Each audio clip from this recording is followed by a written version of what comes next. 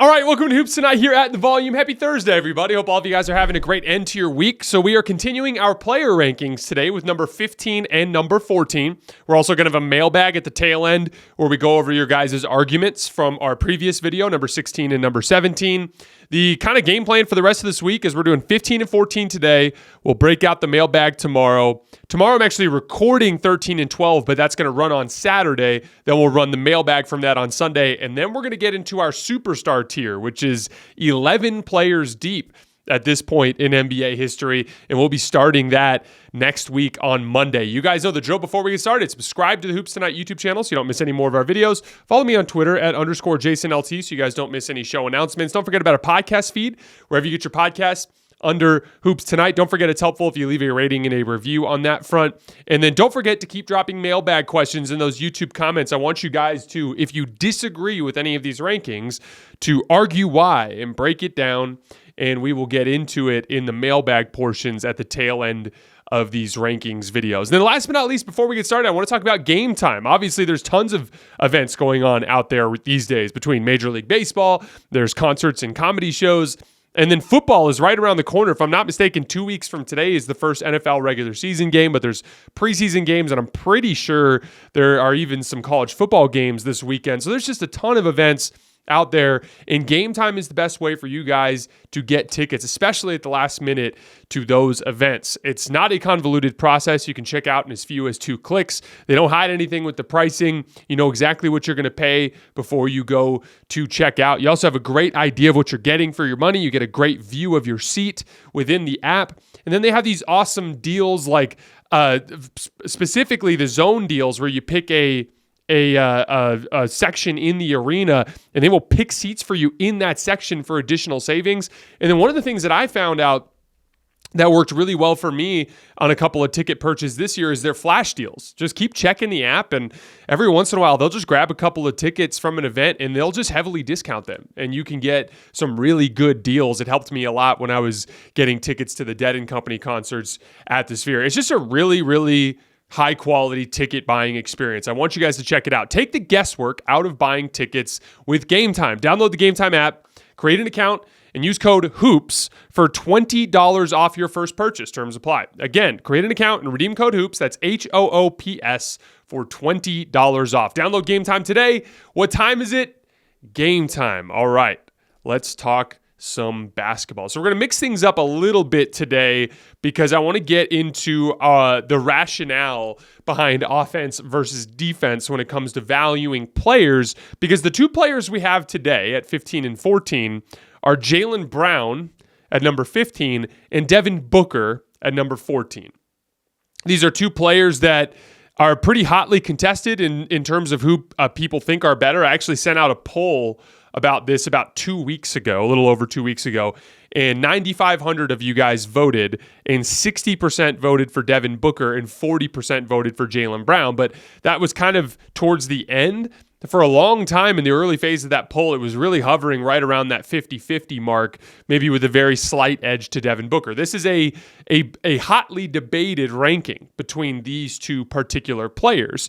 And honestly, to me, it was a pretty easy decision to give Devin Booker the edge. And that comes down to one of my overarching basketball philosophies, which is obviously I value the defensive end of the floor, but I value the offensive end of the floor a little bit more. And there's a very specific reason why. So I want to take some time to break that down before we get into the individual players. So again, we're going to mix this up today. Before we get into the individual players, we're going to talk some big picture stuff.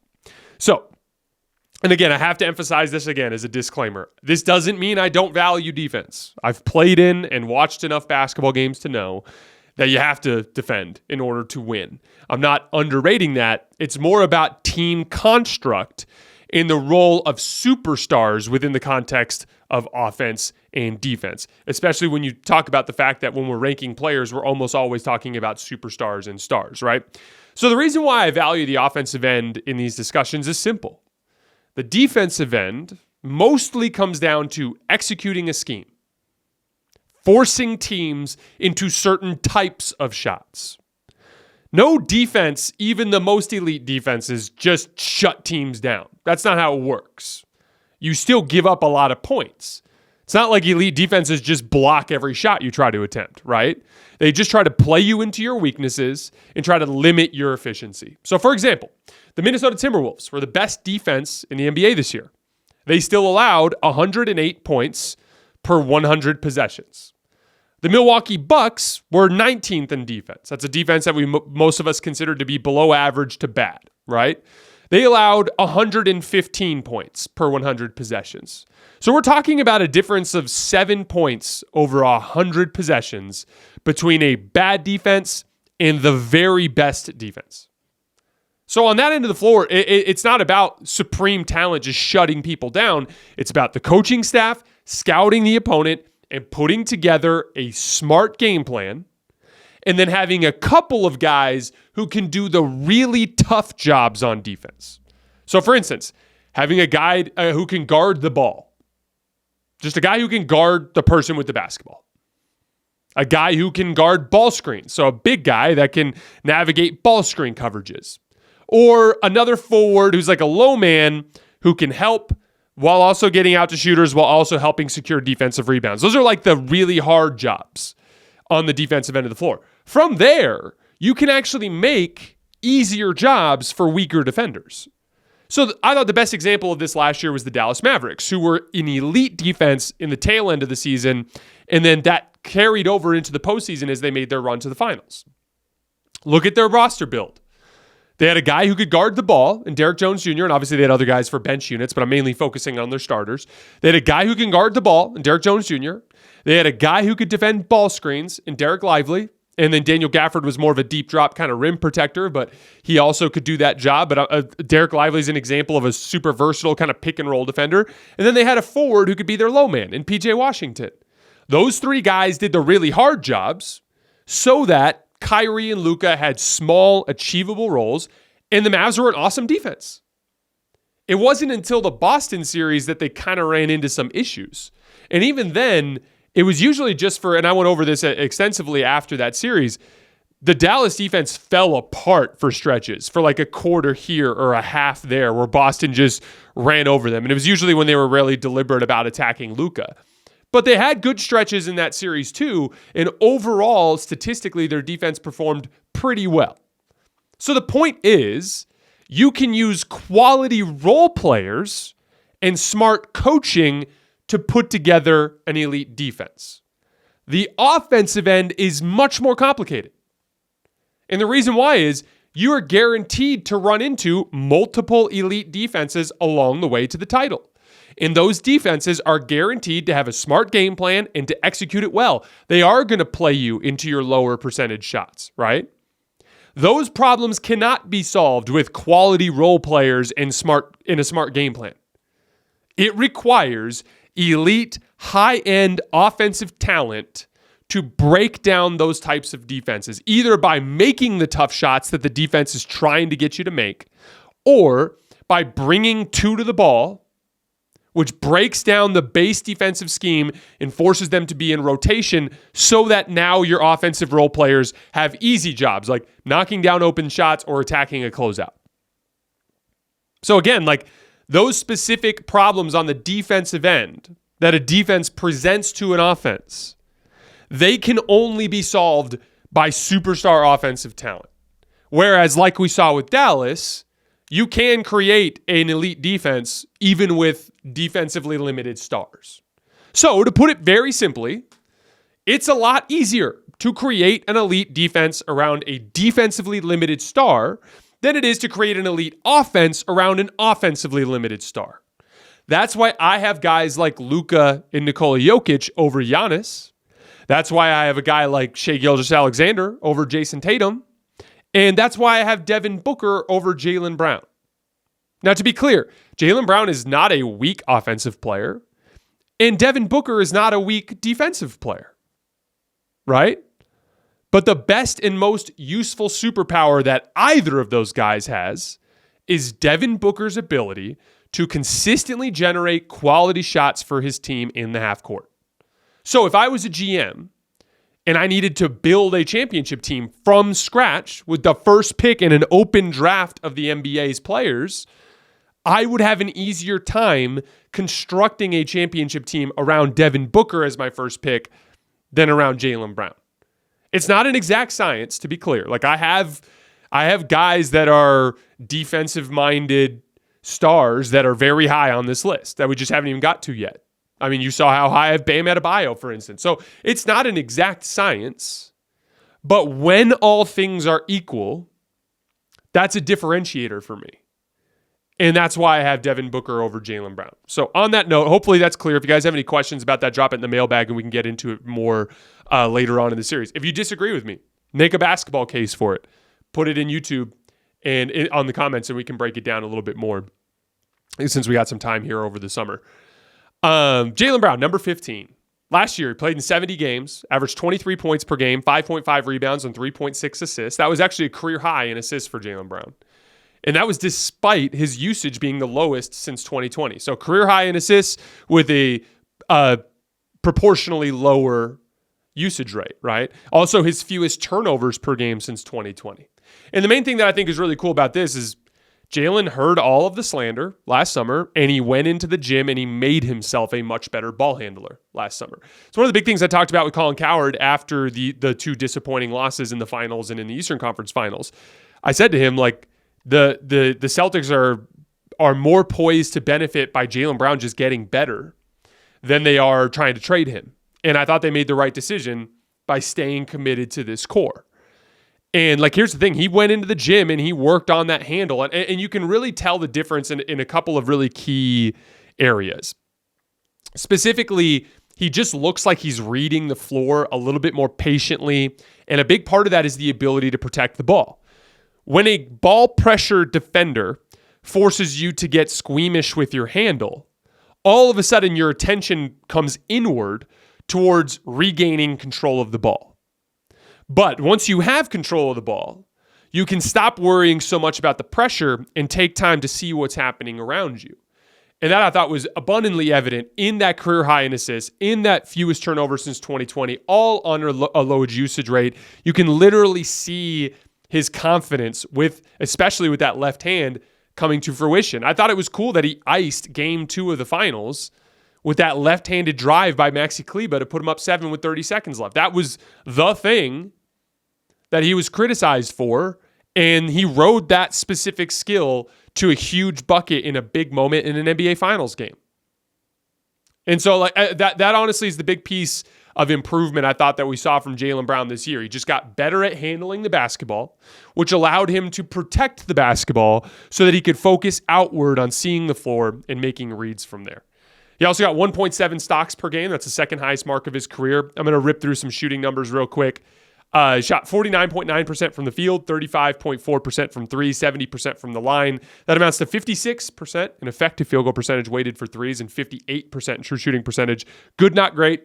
Other ways to improve his true shooting percentage, just raising that 3-point volume and getting to the line more. That's most of the high true shooting guys that are over 60%, other than the big bully ball guys around the rim. Most of them are guys who shoot a lot of threes and guys who get to the foul line a lot. Shooting percentage, 1.04 points per jump shot, 1.08 in catch and shoot situations. He was actually a little better when he was open, which is kind of interesting in the context of the conversations we had about Donovan Mitchell. Like, Jaylen Brown likes to slow himself down when he's open and shoot more of like a less athletic shot, which is interesting considering how good of an athlete he is. But I think that manifests in him just being a little bit more accurate when he's open versus the guys that really elevate on their shot. They're almost a little better when they're guarded because they don't slow themselves down. They get that lift that they need. He was 0.99 points per shot off the dribble. That's completely respectable. 1.09 in face-up. Had a really good jab step jumper last year. Shot 47% on floaters, but not super high volume. He took about 2 every 3 games. And then he was 62% at the rim, which is solid for a wing. He shot 58% on layups. Play type data, per synergy. He was in the 85th percentile for pick and roll players. He actually got 1.08 points per possession, including passes, which is excellent, but only 430 reps, so he's relatively low volume. Most of that was him. He personally shot 48% field goals in pick and roll situations. In ISO, 207 points on 206 possessions, including passes. That was 66th percentile. And then in the post, 213 points on 202 possessions, including passes. That was in the 57th percentile. He personally shot 56% in the post up area of the floor. Big part of that was he was the best fadeaway jump shooter in the league last year. And this is where I want to kind of get into the late season run, because Jaylen Brown's early part of the season, and a big part of this too, is just you're adding in a couple of new players. It kind of tweaks some of the ball handling responsibilities. It messes with your head a little bit. Jaylen Brown really started to come around at the tail end of the season. His scoring ramped up to 26 points per game in his last 19 regular season games. And I actually thought he was the best player on the Celtics in the playoff run. I think we all agree Tatum's the best player on the team. Like, if you're in a vacuum evaluating the roster and who's the most valuable player, if like everyone was available for trade, obviously Tatum is the guy that would get the most in return. He's the best player. But Tatum was in a bad shooting slump, and Jaylen Brown just played better basketball than Tatum over the course of those 2 months. A simple stat to demonstrate that: Jaylen Brown shot over 50% in 14 of the playoff games. Jason Tatum shot over 50% in 3 of them. And Tatum averaged 25, Jaylen Brown averaged 24. So Jaylen Brown basically matched Tatum's scoring efficiency or scoring volume and was far more efficient and far more reliable on a night in, night out basis. And both of them played massive defensive roles. Tatum was obviously the guy guarding the center and making a lot of that stuff work. But Jaylen Brown was the guy guarding the ball. And like we've talked a lot about how you put Tatum on the center, that alleviates your center to then roam off of a bad above the break shooter so he can help at the rim. But the other part of that is you switch pick and roll, right? So like if you bring the center up into the ball screen, Tatum just switches. But in order for that to work, you need your point of attack defender to be able to switch on to centers. And Jaylen Brown is big enough to do that. I mean, Jaylen Brown and Jason Tatum both were monumentally important on the defensive end of the floor. And so like, I just thought Jaylen Brown in this particular 2-month stretch played better, and that's why he deserved Eastern Conference Finals MVP, and that's why he deserved Finals MVP. All that said, separate point on Tatum, I do think this Tatum slump is temporary, and I do think he's going to have a huge bounce back year. We're going to get more into that when we get into our top 10, when we start talking Tatum. But the point is that Jaylen Brown was playing at an extremely high level over the final third of the season and in the playoffs. And for me, it really felt like he went up a level in 3 main areas. Because like, if we were tiering players, last year, I had Jaylen Brown in that next tier below with all those other guards that we hit at the start of the list. I didn't think he was good enough to be the best player on a championship team. He has gone up an entire tier. He is now, I mean, to put it simply, he's in this tier, which is players that can be the best player on a championship team as long as they have overwhelming support. And we literally know that because he just was. He just was the best player on a championship team with overwhelming support around him. So he actually kind of perfectly fits the definition of this tier of players. But the main basketball improvements that put him into that tier, the 3 improvements are: number 1, he got more committed to defending at the point of attack. Right around halfway through the season, and he did it periodically over the previous seasons, but he really seemed to take a more intentional approach to guarding the other team's best player every night around halfway through the year. And just applying a lot of ball pressure and being super physical. And he's just awesome at it. He's big, he's strong, he attacks the basketball, he applies physicality without committing too many fouls. He has the length to apply back pressure. He can switch on to bigs like I talked earlier in the Jason Tatum defensive scheme. I thought it was the best defensive season Jaylen Brown's had in a long time. So that was piece number 1, just recommitting and inflicting his athleticism on the defensive end of the floor. Number 2, his feel for the game. I talked about this earlier. Being able to handle the ball more allowed him to see beyond his defender and make better reads. And so even though his usage went down, his assist totals went up and his turnovers went down. That's a really strong indicator that he took a leap in terms of just his overall feel for the game. And a lot of that too is just experience, just being in a lot of these situations. Been there, done that. You derive confidence from that. And then lastly, short to mid-range shot making. He was the best turnaround fadeaway jump shooter in the league last year. Did a good job of initiating contact and getting good separation with his athleticism as he drifted away from the rim, but also staying balanced so that he could knock the shot down. And he made several in big moments in the NBA Finals. In Game 3, he had that deep seal over Luka where he just faded over his right shoulder quick in the 4th quarter. And then the huge shot late. It was, I want to say it was a 3-point game with like a minute left. And he got Tim Hardaway Jr. in a switch and just drove at him and got into that like kind of 15-foot area by the elbow and like pump faked and then just leaned back and elevated over the top and knocked it down. Those were huge shots that Jaylen Brown worked really hard for a long time to develop. And so between the overall feel for the game, the improvement as a shot maker, and then the commitment to the defensive end, those three things vaulted Jaylen Brown up a tier as a player. And he clearly demonstrated that he's capable of being the best player on a championship team as long as you give him the necessary amount of support. I actually thought, like, if you look back at the Celtics season, his story and Al Horford's story, to me, were the two coolest overall elements to the Celtics title run. Al Horford, obviously, just because he was a rock-solid fringe star / super high-level role player on a lot of good teams for a long time, and he just never got over the hump. And then he finally does. And so that was a really cool moment for Al Horford. But the Jaylen Brown piece is awesome. I mean, catches a world of slander after that disappointing playoff run against Miami. He's getting open. We've got Jimmy Butler talking shit about him on Instagram. Obviously, the public opinion turned against him in a lot of different ways. And he got in the gym, got better, and won Finals MVP the following year. That's really cool. I'm happy for Jaylen. And it's just awesome to see him this high on this list and in this tier of players.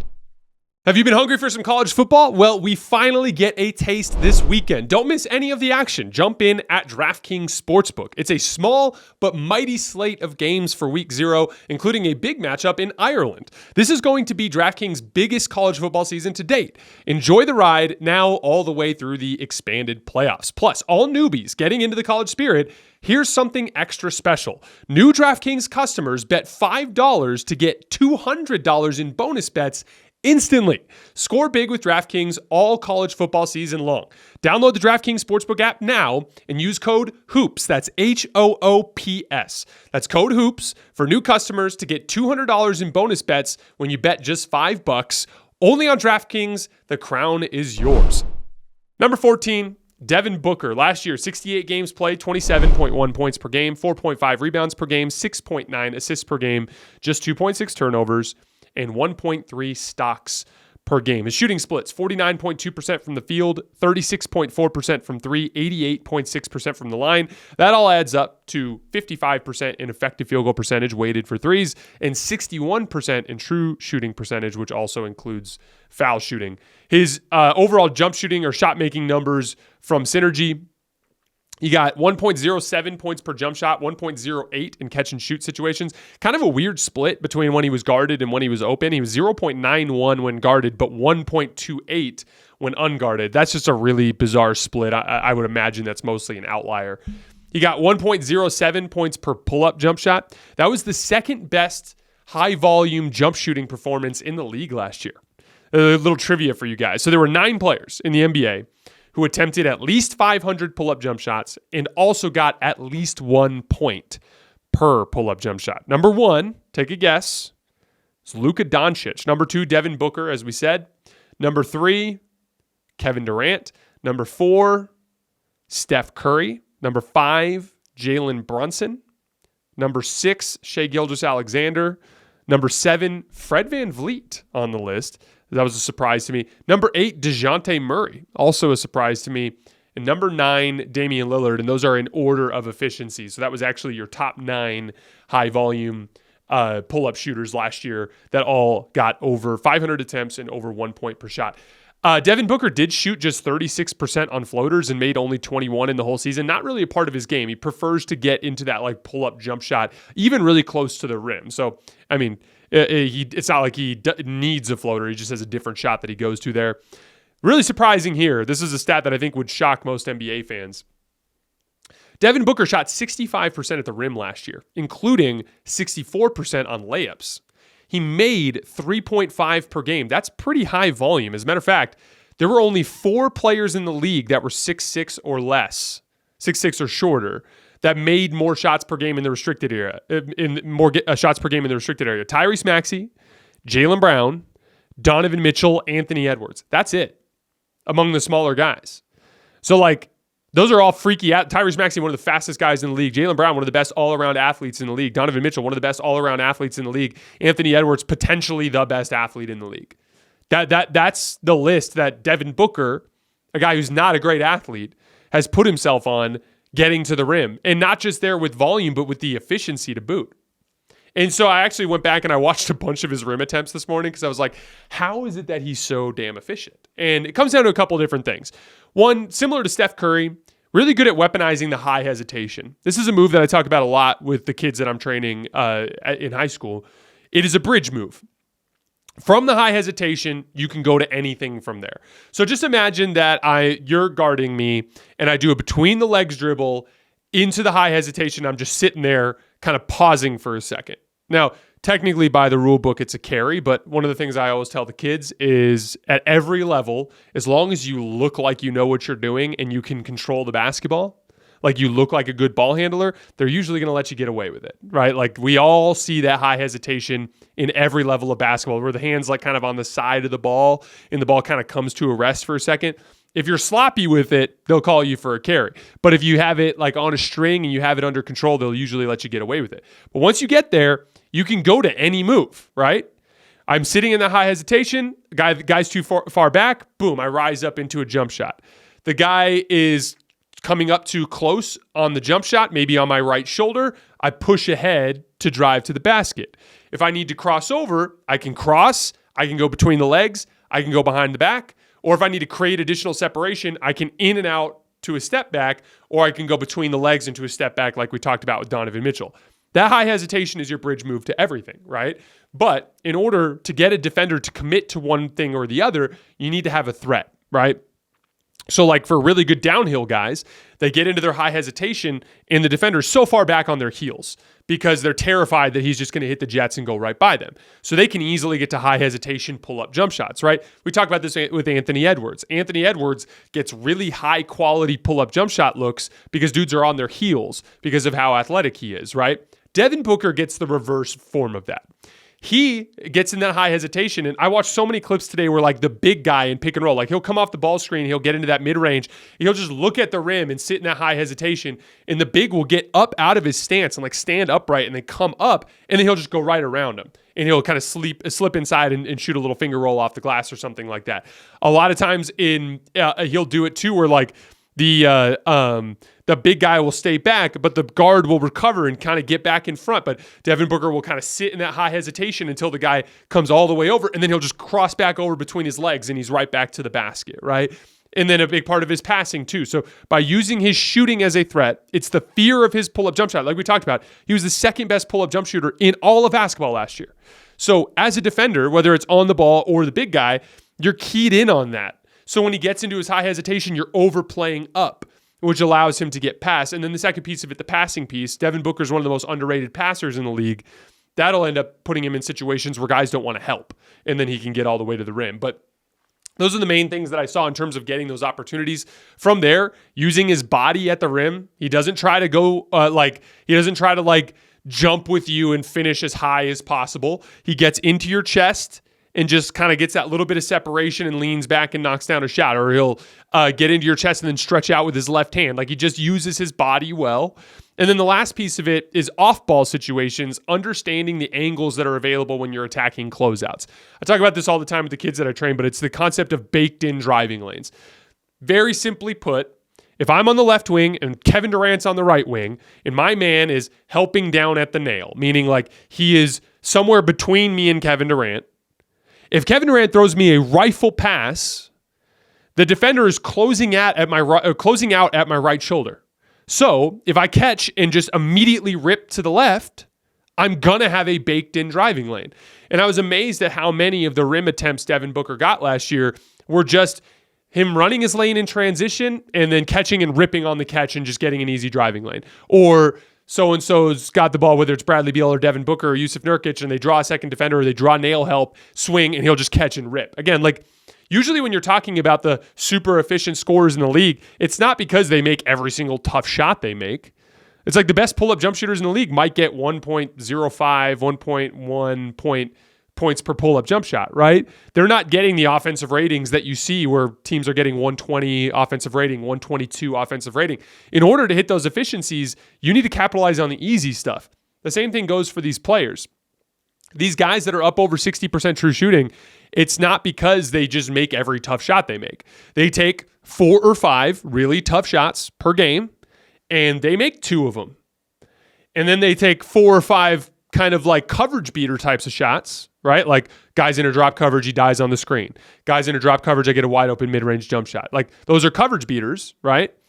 And then like the other 7-8 shots that you take, they're all like in the flow, like transition driving layup, offensive rebound putback, driving a closeout, shooting a wide open catch and shoot three. That actually should make up like half your offense, right? And so the guys that end up being super efficient are usually the guys that like shoot 70% on that stuff. And then they shoot 40% or whatever on everything else. But that's okay. Those are the tough shots. Those are usually late in the shot clock. Those are usually, they're defending the ball screen 2-on-2. I have to make this shot because that's what the defense is giving, right? Like the easy stuff is so underrated when it comes to efficiency and these guys that hit these volume scoring numbers and keep their percentages high. And a big part of it, like I was amazed at Devin Booker today, just like how many easy layups he gets every game just by understanding the angles that are available when he's driving closeouts. And again, 65% for he's 6'6" with a 6'8" wingspan, so I don't want to sit here and talk like he doesn't have physical tools, but at his, particular lack of athletic burst compared to some of the guards at the top of the league, he gets to the rim as much and is more efficient than most of them. And that's pretty that's pretty impressive under the circumstances. I'm going to really quickly go through play type data, and then we'll talk a little bit about Devin Booker on the defensive end of the floor. So he was one of the top pick and roll playmakers in the league last year. He got 1.15 points per possession on 1,032 possessions. On our high volume list, out of the 15 players to run at least 1,000, Devin Booker ranked third. So he's one of the best pick and roll players in the league. We know what he does as a scorer. I just talked about it at length. But passing, a couple things. First of all, a lot of those five out quick decisions. I had a mailbag yesterday talking about like high-level offensive players being heliocentric. Devin Booker is a great example of a really high-level offensive shot creator that does it in a 5-out context. When you watch these 1,000 pick and rolls that Devin Booker runs, and I've watched several dozen of them this morning, when you watch those videos, he's not pounding the air out of the basketball like Luka. He brings the ball up the floor, ball screen comes flying off the screen, makes a read. That's what he does. It makes him easy to play with because he makes a quick decision. It also leaves a lot of time on the tail end of the shot clock for guys to make plays. The second piece of it is he takes the easy stuff that is available. So like if he comes off and Kevin Durant's man is just sinking in a little bit, he'll just throw the ball right into Kevin Durant's shooting pocket so that he can shoot a three. If he's driving on the right wing and there's nail help off the left wing, just throw the swing pass. It's there. Just take it. He's got the high level stuff. He can make the skip passes. He can read the low man. But those easy reads that are available, those go a long way, similar to what I was talking about with the shot-making piece. You got to take advantage of the easy passing reads that are available. Don't make the game harder than it needs to be. If there are easy opportunities that are there, you got to jump on them. As a matter of fact, he got a lot of hockey assists where he would just make the read that led to the read that led to the bucket. NBA.com refers to these as secondary assists. And the way they count them is if you pass to a guy who then immediately makes another pass within 1 second without dribbling to the guy who makes the shot, they call that a secondary assist. And Devin Booker had 84 of them this year, which was the 7th most in the entire NBA, even in just 69 games played. So like Devin Booker, again, when it comes down to pick and roll, he's just one of the best shot creators and shot makers in the league. And then we know what he's like on the ball. He can hit the pull-up three if you die on the screen or if you go underneath. He's excellent at putting the defender in jail and then taking quick sidestep 15-footers. We talked about everything that he does at the rim, weaponizing that high hesitation dribble. He's just one of the best at what he does in the league. ISO situations, 1.08 points per possession on 332 reps. He also made our high volume list. Out of the 24 players to run at least 250, he ranked 9th. He only ran 77 post-ups last year, but did get 1.08 points per possession, which is very good. Now, looking at the playoff series, I thought he had a little bit more of a rough series against Minnesota than the box score numbers would lead you to believe. He averaged 28, 3, and 6 on 66% true shooting. So you look at that on the surface and you're like, oh, he was awesome. But he was the primary ball handler for the most part, and I thought he missed a lot of the easy reads that he was making during the regular season. Now, if you want to see evidence of this, I did at least 2 film sessions during the playoff series that went extensively into breaking this concept down. But the gist of it is, the Suns, and if you want to see those videos, again, you just want to go back on our feed and scroll back to the Suns Timberwolves series and just look for the film session videos I did around that time. But to put it simply, the Suns were at their best as a drive-and kick team, meaning when they were taking catch and shoot threes and driving into layups or taking easy 15-footers off of closeout situations. They were at their worst when they would just take turns taking pull-up jump shots off of ball screens or ISOs, right? And it really seemed to come together for them right around the end of the year, like post All-Star break. As a matter of fact, post All-Star, they were 7th. The Suns were 7th in assist percentage. 66% of their made field goals were assisted. That dropped all the way down to 56% in the first round series against Minnesota. I thought Minnesota was successful at speeding Devin Booker up and forcing him to kind of lose sight of the bigger picture a little bit. Again, we talked about this earlier, but like when you speed an offensive player up with good ball pressure, they don't see the rest of the floor. They're primarily focused on surviving their individual matchup. So like that's one of the benefits of ball pressure. When you make a ball handler feel uncomfortable, he doesn't see the bigger picture as much, doesn't see the floor as much, and he can start to make mistakes. Now, to be clear, I don't think Devin Booker was the reason Phoenix lost or got swept. I think it mostly came down to the physical mismatch. Minnesota was just a lot bigger and a lot stronger, and they just basically bullied Phoenix on both ends of the floor. It was a roster issue. I'm just saying I also didn't think it was the best playoff series that Devin Booker played, and I thought the box score numbers were a little bit deceiving in that regard. In summary, though, Devin is one of the best half-court shot creators in the league. To the mailbag question the other day, like we talked about, he does it in a 5-out context. He doesn't dribble the air out of the basketball. He comes down the floor, uses ball screen, makes a quick read. He was top 5 in pick and roll. He was top 10 in ISO. And the main reason that I have him ahead of other elite half-court shot creators, the guys like Donovan Mitchell and Jaylen Brunson, who I had multiple people complain about me having Devin Booker over them in the comments yesterday. The main reason why I have him over those guys is the defensive end of the floor. And it's especially impressive because he's not particularly explosive, but he is 6'6" with a 6'8" wingspan. That goes a long way to giving you a fighting chance. There are two main areas that I want to hit with Devin Booker on the defensive end of the floor. First is off-ball communication. And I did a bunch of film sessions on this towards the tail end of the year, but especially when Phoenix was starting to get going there at the end, they were really trying to ramp up on defense, and you can see Devin taking a personal responsibility for their lack of communication that they were having before. He was in a lot of, and usually it's their center. Usually it's the center that operates as their primary communicator. But Devin Booker was taking a lot of those off-ball, like kind of backline communication responsibilities, calling out coverages, pointing guys out, telling them where they need to go. And that sort of thing, it takes a lot of effort. It takes a lot of mental focus and uses energy. But it goes a long way towards helping a unit defend, and Devin Booker took that responsibility on. The second piece of it was on-ball competitiveness. We saw some of this with Phoenix, and we saw a lot of it with Team USA. But you can ask Devin Booker to guard the other team's best guard. You can ask him to apply ball pressure and to fight over the top of screens. Now, Phoenix doesn't need him to. They usually will use a guy like a Koji to do something like that. But when they would go to their more skilled lineups, they could ask Booker to do that. For Team USA, he was guarding the best player on the other team every night. He can navigate screens. He's got good footwork. He's got good attention to detail in the game plan. He puts consistent effort in on that side of the floor.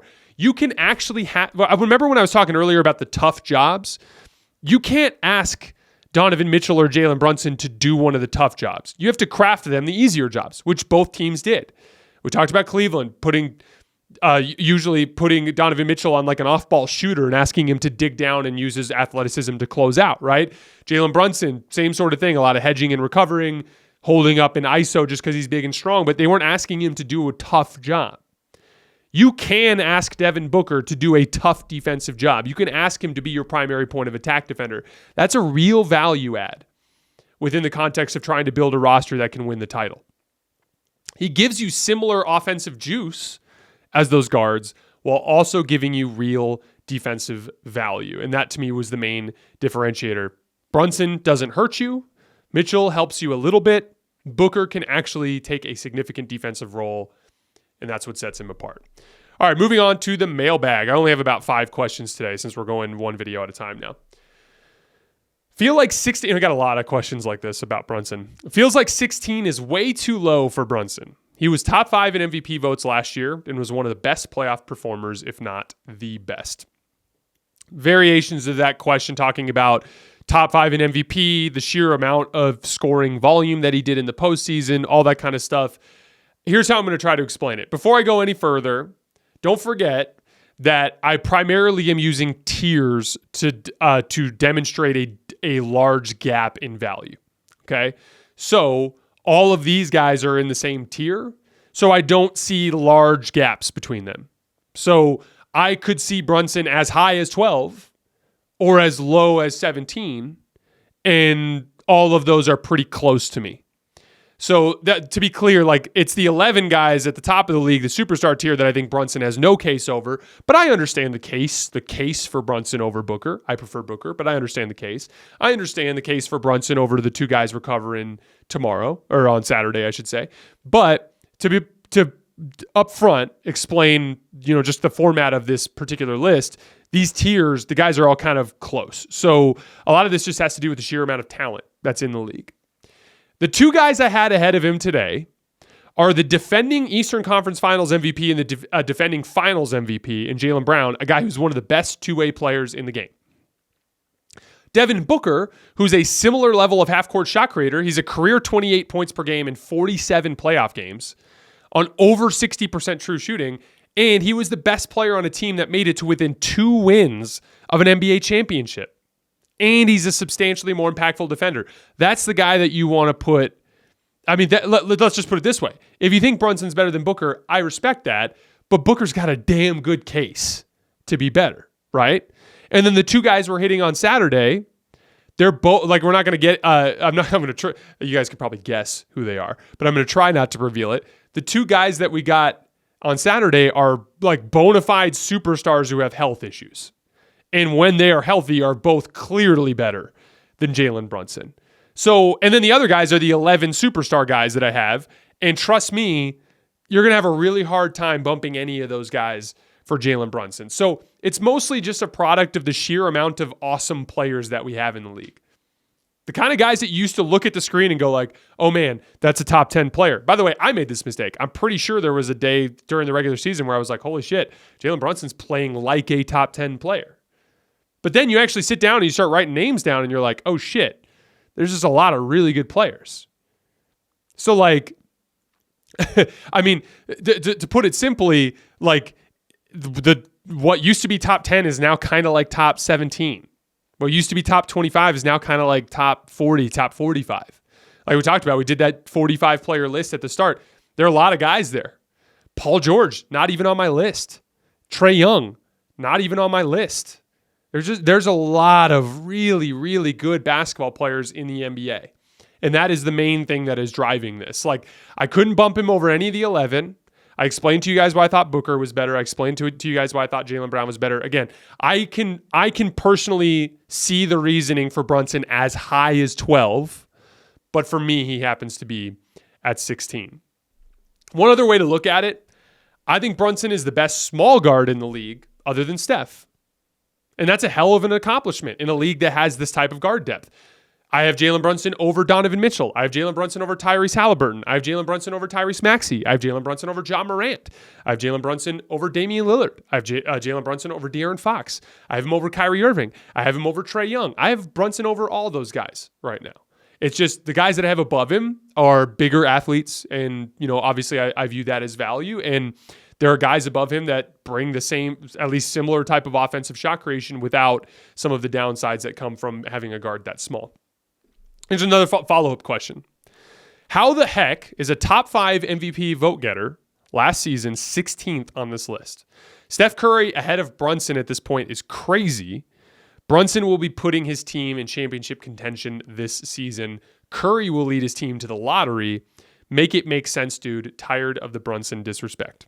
To put it simply, Jalen Brunson will contend for a championship this year because he also has Julius Randle, OG Anunoby, Mikal Bridges, and high-level two-way players like Dante DiVincenzo and Josh Hart.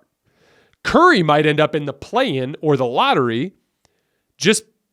I'm not even going to talk about it. Just go ahead and pull up Golden State's roster for this season, and you'll find out really quickly why the Knicks are going to do more than the Warriors are going to do in all likelihood this season. It doesn't have anything to do with Jalen Brunson or Steph Curry. I do think Jalen Brunson had a better and more productive regular season last year, but a big part of that was him being surrounded by more talent. That Warriors team, similar to the Lakers, similar to the Suns, just doesn't have any role players that can play both ends of the floor effectively. That's the main issue that they have. It's a major roster issue. To put it, I'll put it even more aggressively. If the Knicks today traded Jalen Brunson straight up for Steph Curry, the Knicks' title odds would skyrocket because Steph's a better basketball player. It's not an insult to Brunson. He's Steph fucking Curry. And that's why I can't like put him up on that particular level. Next question. One more Brunson one.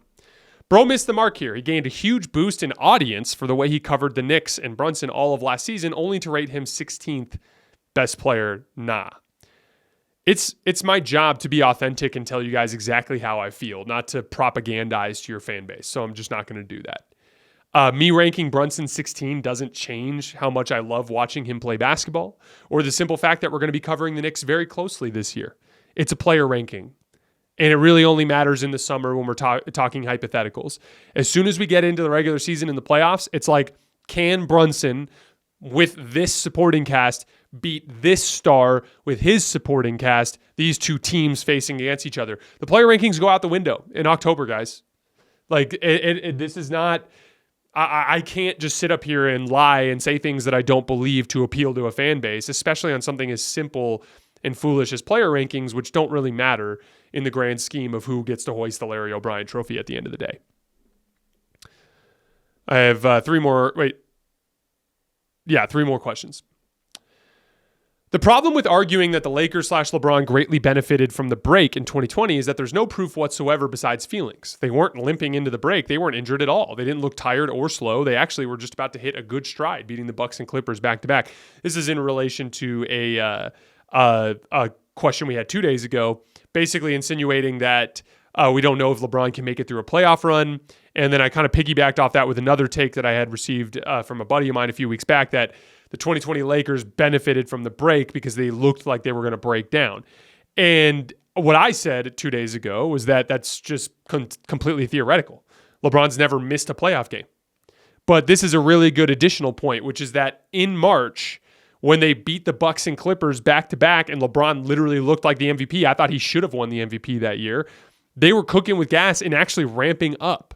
And it actually kind of fell in line with most LeBron teams that tended to ramp up around March for the playoff run. So like, yeah, I think that retroactively looking at the Lakers as a team that should have broken down is based entirely on fantasy. All right, two more. Mailbag question. We've seen that the Olympics and specifically LeBron's performance have impacted Jason's view on the all-time ranking of LeBron's place. That being said, did the Olympics impact how you see players in the context of the NBA, and did any of these rankings in these videos change because of the Olympics? So the short answer is no. But I did go look at the list after the Olympics before I decided to not make any changes. And so the reason is simple. I don't think Jason Tatum's shooting slump is going to last through next season. I would venture to guess that his jumper will be fixed by training camp. The Olympics were pretty damn close to the finals, and I guarantee you he took some time off after the finals, as he should have. He played basketball into mid-June. So I doubt he was as polished for the Team USA as some of his peers. I think Tatum's going to get back in the gym this summer, and I think he's going to fix his shot, and I think he's going to look great, so I didn't factor that in. 2, I know Embiid is better in Philly's offensive system, and I already knew Joel Embiid didn't know how to play read and react basketball. So that I didn't learn anything new about Embiid. I already knew that stuff. So that wasn't something that I was going to change my opinion about him when he's going to be playing for the Sixers and he's going to have the damn ball all the time.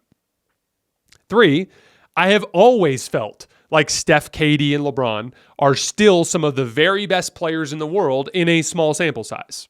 I felt that way before the Olympics, and I'm not surprised at all. I was disappointed in how some of the young guys played, but I expected Steph, KD, and LeBron to play as well as they did. They're just 3 of the greatest winners of all time. And so, of course, they're going to figure out, and they're still playing at or near that level. They just, at their ages, they can't superhero their way through an 82-game season like they used to. And they can't overcome some of the limitations that their rosters have. Again, all 3 of those rosters don't have any two-way role players, guys that play both ends of the floor really well outside of their stars. That's a problem. And that's why they struggle in the 82-game season. And at their age, they can't overcome that. In the Olympics, it's a shorter window. And it's just an easier grind. And so they were able to handle it. So, yeah, I took a look at my list after the Olympics. I just didn't change my mind on anything because most of that was stuff that I already had established. Last question. Calling LeBron substantially better than Tatum in a 2-week stretch is ridiculous. And here's all I'm going to say to that. Just for a second, in your head, just close your eyes and imagine LeBron James playing basketball with Drew Holiday, Derek White, Jaylen Brown, Kristaps Porzingis, Al Horford, Sam Hauser, and Peyton Pritchard. Just imagine it for a minute, and you'll pretty quickly come to the same conclusion that I did. All right, guys, that is all I have for today. As always, I sincerely appreciate you for supporting the show. We are going to be back on Saturday. Oh, I have this mailbag will run as a breakout tomorrow. Saturday, I'll run the 13 and 12. And then starting next week, we're going to be getting into the top 11, which is just an incredible list of players that was incredibly difficult to rank. And I'm excited to break it down and to debate it with you guys. I will see you guys then.